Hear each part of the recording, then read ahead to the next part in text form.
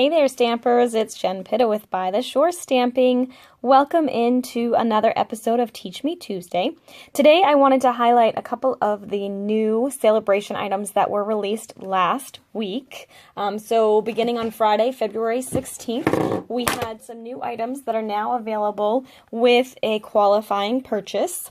So this is the stamp set. It's called Blossoming Basket, and it comes with the basket weave embossing folder. So this is a bundle. You can only get them together, and it's with $100 spend. So if you spend $100, you can pick this as a bundle for your free items. So you would get the blossoming basket and the basket weave embossing folder. So you'd get the two of them together. And can I just tell you that they make the most gorgeous cards? So here's one I did earlier today. And I'm going to just show you a quick thing from this. I'm not going to do the whole thing. I colored this image with our stamping blends, which are another favorite of mine. And I can tell you that if you decided to purchase the whole set of the Stampin' Blends, which obviously would work really well with this stamp set, as you can see, those are I believe it's $121.50, I think, for the whole set of all the existing colors we currently have. And so therefore, if you bought them, you'd be able to get the blossoming basket and stamp set and embossing folder for free as part of Sale-A-Bration. So if there's something that's on your wish list, this is the perfect time to do it, because you're going to be rewarded with an amazing stamp set as well as the embossing folder that goes with it. So I stamped this in Pimento Black ink and then just colored it with my Calypso Coral Stampin' Blends, my Old Olive Stampin' Blends, and then the Crumb Cake Stampin' Blends. However, what I wanted to show you today is, if you notice the kind of uneven sort of texture, and it's got a little bit of coloring on the basket weave here. So I wanted to show you what I did to do that. So on the embossing folder, I'm doing this card in Crumb Cake ink, which is so surprising, right?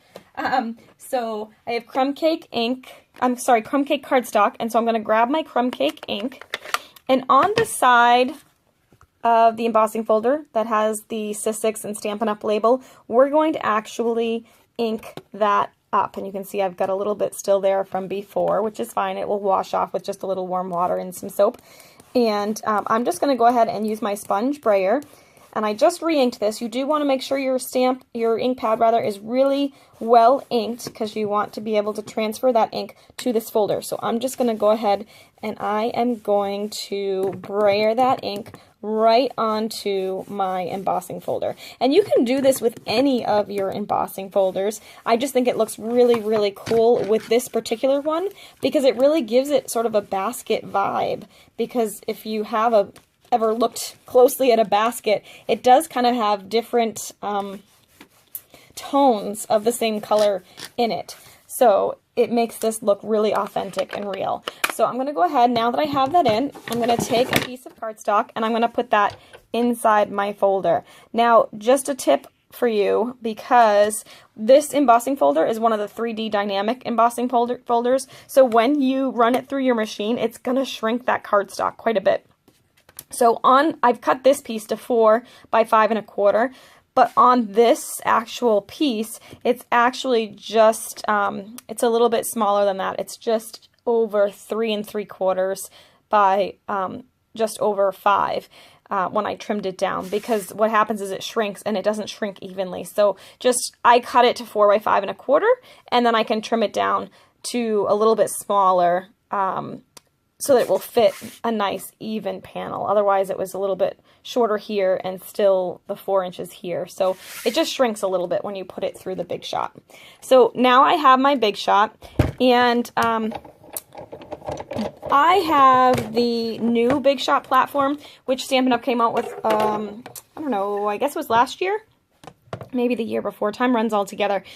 But this one actually has the thin die adapter and the Big Shot platform instead of the tabs that the original one had. So you'll just want to kind of check out your if you have the original one with the tabs, you'll have to kind of play with it a little bit. I would probably suggest starting with the smallest, so opening all of the tabs, and then maybe adding a shim or two for this. But with these 3D dynamic embossing folders, if you have this Big Shot platform, all you need is the platform itself, then your embossing folder, which is different because with the other embossing folders you would put the cutting mat on the bottom and then one on top. With these big fat ones, the big embossing 3D dynamic embossing folders, you just need one cutting mat. So I'm going to go ahead and slip this in here, and I'm going to roll it through my Big Shot.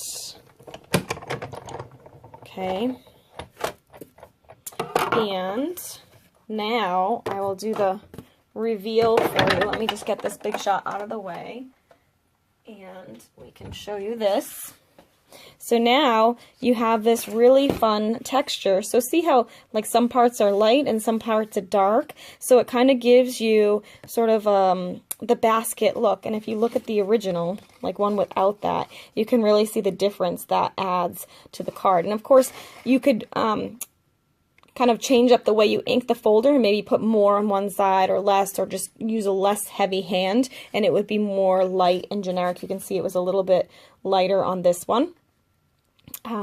So it really just adds a great texture and depth to your card, and it's such a beautiful, beautiful embossing folder. This was announced that this embossing folder will carry over to the new annual catalog as well, so it's definitely something that you'll see lots of inspiration and ideas with moving forward right into the next catalog season. So it's definitely worth the investment to see what this little baby can do. So that's all I have to share with you today. I hope you enjoyed this quick tip, and please let me know if you have any questions, and if you enjoyed this video, please be sure to subscribe to the little red button at the bottom underneath the YouTube channel. I would really appreciate that. So have a great week, and we'll talk to you again next week for Teach Me Tuesday. Bye!